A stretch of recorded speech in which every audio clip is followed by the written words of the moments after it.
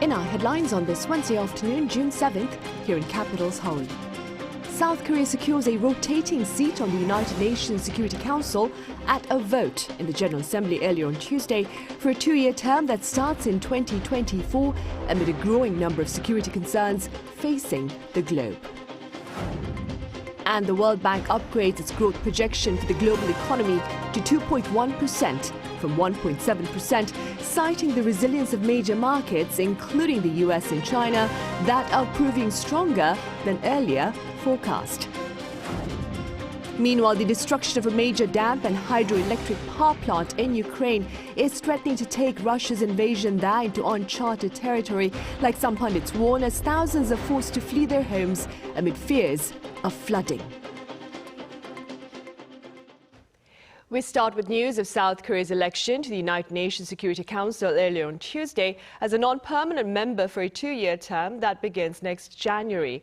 President Yoon and his top diplomats have welcomed the fresh opportunity to further advance shared values and address security concerns. Our foreign affairs correspondent Choi Min-jung reports. Republic of Korea, 180. 180 votes out of a total of 192. South Korea on Tuesday earned more than two-thirds of the vote needed to become a non-permanent member of the UN Security Council. The two-year term set to begin next year marks the country's return to the Security Council after 11 years. It also marks the country's third time to take a seat on the council. President Yoon touted South Korea's election win, saying that the country's entry to the UNSC is a victory of global diplomacy. Foreign Minister Park Jin also tweeted that South Korea will spare no effort in promoting freedom, peace, and prosperity across the world. In a briefing on Wednesday, the Foreign Ministry said South Korea's entry is expected to serve as an opportunity to establish itself as a global pivotal state that contributes to the peace, security, and prosperity of the international community. And among key items on the agenda is dealing with issues related to North Korea.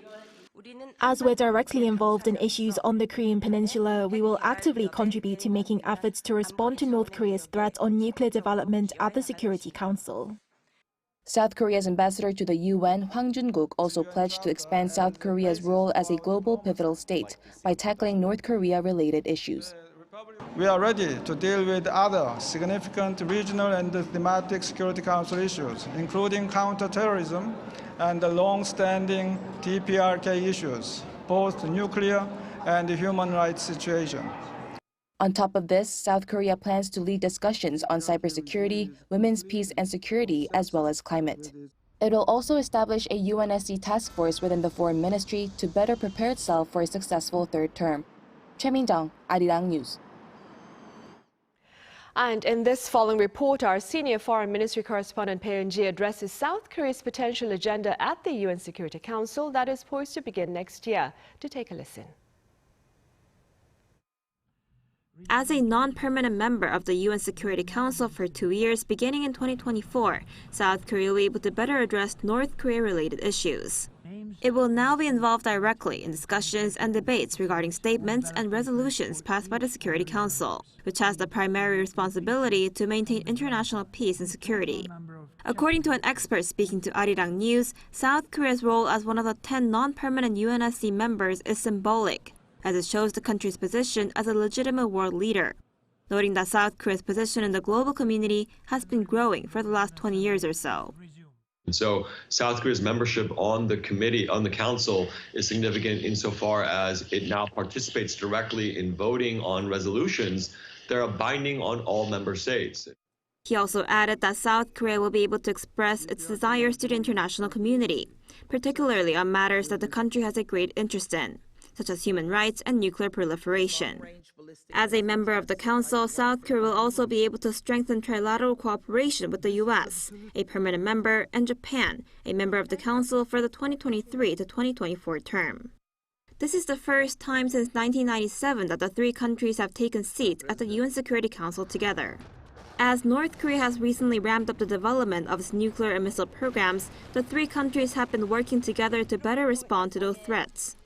In fact, over the weekend, South Korea, the US, and Japan agreed to operate a system to share North Korean missile warning data in real time before the end of this year. However, there are still challenges in order to implement strong measures against North Korea, as the UN Security Council cannot make a decision if there's a veto from one of the 5 permanent members, which includes China and Russia, with both countries unlikely to change their position on Pyongyang. 배은지, Arirang News.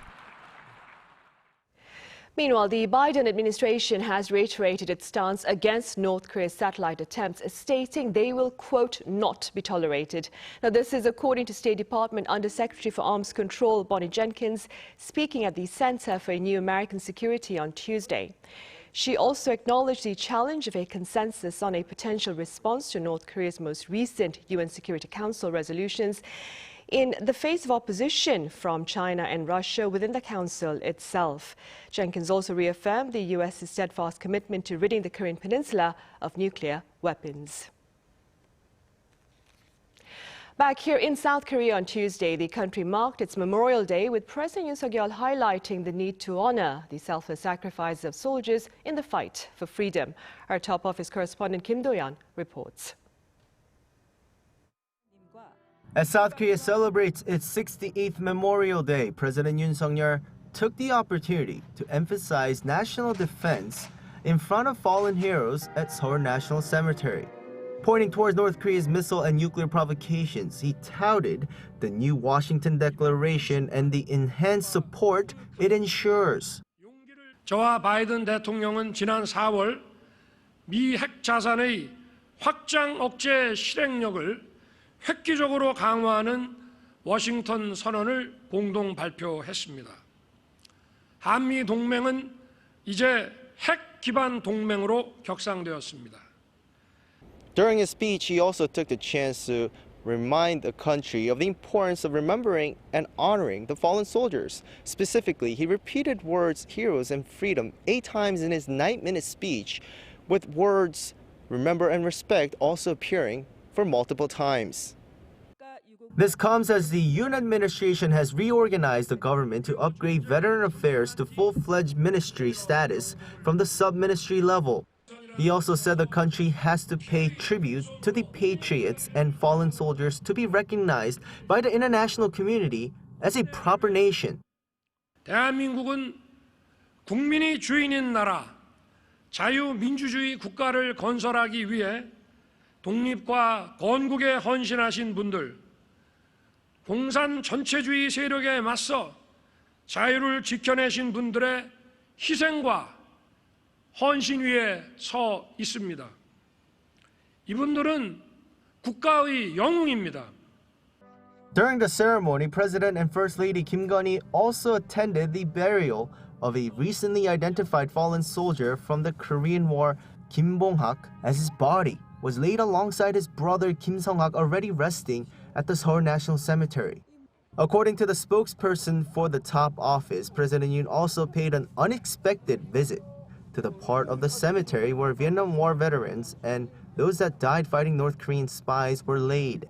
This part was made in 1981, and it was the first time a sitting president visited and paid their respects. According to an official at the top office, the move could be seen as a reminder of the alertness required for the nation with what's currently happening on the peninsula. Kim Do-yeon, Arirang News.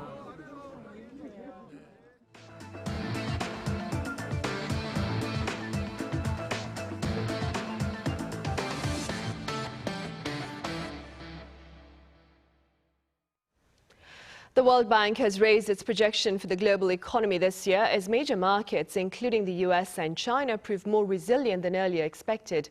Our business correspondent Shin Ha-young has details. The latest global growth outlook for this year has been set at 2.1%. That's according to the World Bank's Global Economic Prospects report released Tuesday, which has revised up its previous forecast of 1.7% from back in January. The revision comes as the U.S., China, and other key economies have proven more resilient than expected. But it's well below the 2022 growth rate of 3.1% due to geopolitical conflicts like the situation in Ukraine, supply chain risks, and monetary tightening around the world. The World Bank also cut its global growth forecast for 2024 to 2.4% from 2.7% in January, citing the ongoing effects of monetary policy, which has seen business investment reduced. It also raised concerns over the possibility of a further economic slowdown caused by stress in the banking sector. By region, the U.S. economy is expected to grow at 1.1% this year, while China's growth is expected to climb to 5.6% due to its recovery from COVID-19 lockdowns. However, the bank cut its previous 2024 forecast for both countries. In the Eurozone, growth is forecast to slow to 0.4% in 2023 from 3.5% in 2022 due to the lagged effect of monetary policy tightening and energy price increases. The outlook for South Korea's growth was not mentioned in the report, but the bank expects East Asian economies to improve alongside China's recovery. Meanwhile, on the back of the revised outlook, U.S. stocks closed higher on Tuesday. The Dow Jones Industrial Average rose 0.03%, while the tech-heavy Nasdaq gained 0.36%. The S&P 500 rose 0.24% to finish at its highest level since August last year. 신하영, Arirang News.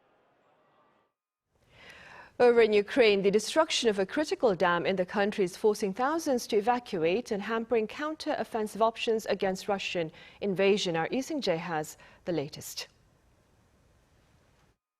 Thousands are being evacuated after the destruction of a dam in the Ukrainian city of Novokakhovka on Tuesday. According to President Vladimir Zelenskyy, some 80 towns and villages are at risk of flooding, with authorities saying some 40,000 people needed to evacuate as water is surging down the Dnipro River, creating a flood risk for the Ukrainian city of Kherson. Zelenskyy blamed the collapse on Russia, saying it's impossible for Ukraine to have done it from the outside, as the dam is under Russian control. It is physically impossible to blow it up somehow from the outside, by shelling. It was mined. It was mined by the Russian occupiers, and they blew it up. However, Moscow denies the allegations, saying that the dam's collapse was due to nothing other than an act of sabotage by Ukraine. The Kremlin added that Kyiv conducted the act to distract attention from a failed counteroffensive against Russian forces. Speaking to reporters, Kremlin spokesman Dmitry Peskov said Ukraine was also trying to deprive Russian-annexed Crimea of the fresh water it receives from the reservoir.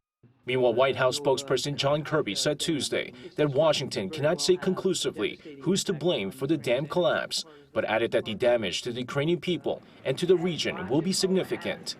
Despite the impact the dam collapse could have, President Zelenskyy says the incident will not affect Ukraine's planned counteroffensive operation. Taken to Telegram on Tuesday, Zelenskyy stressed that the destruction of the dam would not affect Kyiv's ability to deoccupy its territories. Zelenskyy says Russia acted chaotically in destroying the dam, ultimately allowing their own weapons to be flooded in the process. Ising-jae, Arirang News. Also, in related news, Ukrainian President Volodymyr Zelenskyy says a ceasefire between Kyiv and Moscow will not ensure sustainable peace. The outlook was shared during a meeting on Tuesday with Cardinal Matteo Zuppi, special envoy of Pope Francis, who was on a two-day visit to Ukraine for a peace mission. Discussions between the two included the possible implementation of a lasting peace framework in Ukraine. President Zelenskyy also called for broader diplomatic efforts to pressure Russia against its invasion of his country. In Haiti, frightening floods of the weekend were followed by an earthquake on Tuesday, further challenging search and rescue operations. Our Kim Jong-shil has more on the plight of people there. An earthquake on Tuesday has caused buildings to collapse and devastated the city of Jeremy. Another natural disaster only days after massive floods took dozens of lives. Torrential rain that fell from Friday till Sunday caused floods and landslides across Haiti. The floods killed at least 51 people and injured 140. The local government says 18 are still missing. The footage of people picking up clothing that has been washed away by the flood shows just how much rain poured in the area. This mother lost a child. I lost a 5-year-old child. I risked losing 2, but God left the other one hanging in a tree. I saved one, but I lost one anyway. Authorities say more than 30,000 houses have been flooded.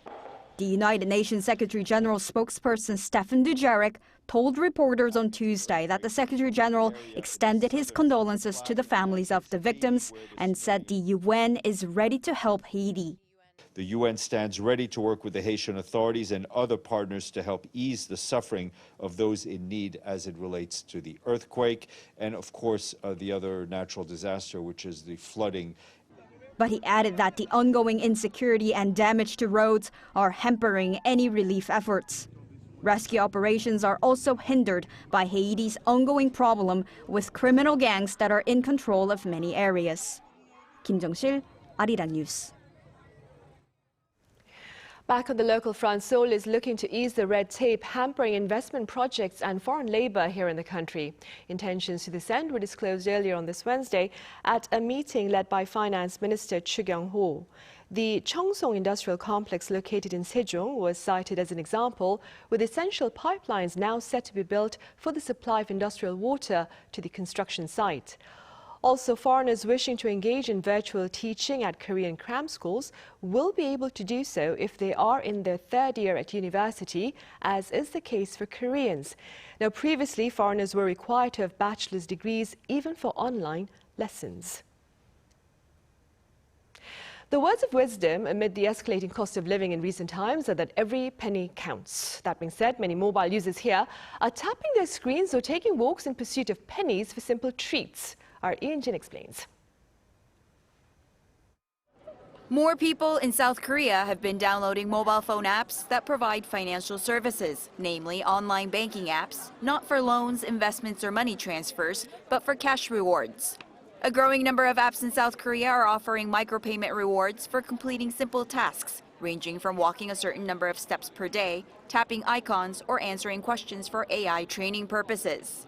Groups of office workers can be seen outdoors during their lunch breaks, either walking or frantically tapping their mobile phone screens, all to earn pocket money. Living costs have increased sharply, so I'm using this app to help me out, even just a little bit.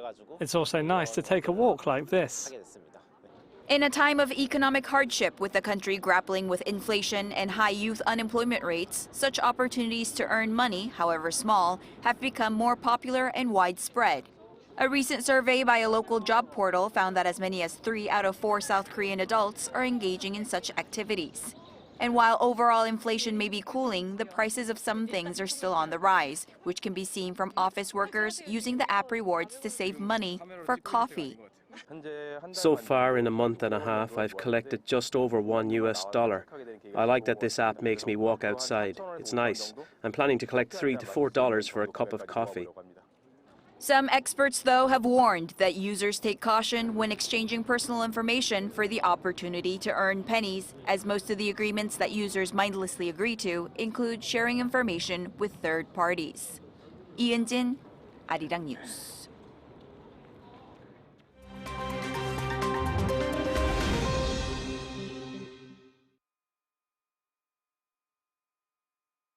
Let's take a look at what's going on in the world now. In the United States, former New Jersey Governor Christie has launched his 2024 presidential election campaign. This is Christie's second attempt at winning the seat after falling well short of the Republican presidential nomination in 2016. The former Trump supporter turned critic has joined a number of Republicans, all vying for the party's presidential nomination. Christie has accused sitting President Joe Biden and former leaders Donald Trump and Barack Obama of dividing America. His launch comes a day after former Vice President Mike Pence filed paperwork for his own bid for the Republican presidential nomination.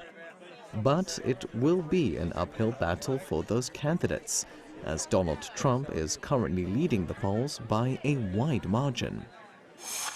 The PGA Tour announced on Tuesday that it will merge with rival LIV Golf. The new surprise partnership will also include Europe's DP World Tour and will form a new collectively owned entity aimed at unifying the game. The US-based PGA and its Saudi-backed rival have been at odds since LIV launched in June last year. The PGA filed a series of legal disputes against LIV. It accused LIV and its financial backers of interfering in PGA business by offering its players millions of dollars to break their PGA contracts. The PGA temporarily banned players that participated in LIV events and even considered a lifetime ban. The new partnership announcement has drawn criticism from some golf players and the families of the 9/11 terrorist attacks, who accuse the PGA of hypocrisy. And finally, the first man to run the 100-meter sprint in under 10 seconds has died at the age of 76. Once known as the world's fastest man, Jim Hines made history by running the 100-meter sprint at the U.S. Championships in Sacramento in June 1968 in a hand-timed 9.9 seconds. He then went on to the Mexico City Olympics in October that same year, where he ran the sprint in an electronically timed 9.95 seconds to win his first individual Olympic gold medal. Born in 1946 in the U.S. state of Arkansas, Hines was initially interested in baseball and football, but was asked to try running by his high school track coach. Matthew Ashley, Arirang News.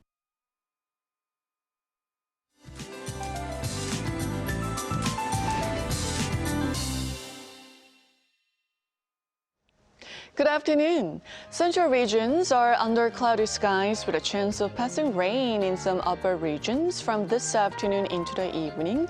Also look out for thunderstorm and perhaps hail at times. Afternoon highs are going up a couple of degrees higher today. Gyeongsangdo provinces and nearby areas are seeing highs jumping above 30 degrees Celsius this afternoon under sunnier skies. So expect to have very high UV rays for those in the south, so please don't forget your sun protection items before stepping outside. Daejeon and Gwangju are seeing highs in the upper 20s. Daegu and Gyeongju are much warmer this afternoon, and we're expecting breathable air quality nationwide all day today. And for the rest of the week, central parts of the country will see frequent showers, while the south remains mostly sunny with a chance of rain through the weekend. Meanwhile, east of Gangwon-do province remains dry, rising wildfire risks, so please be careful with anything that could cause a blaze. That's Korea for you, and here's a look at the international weather conditions.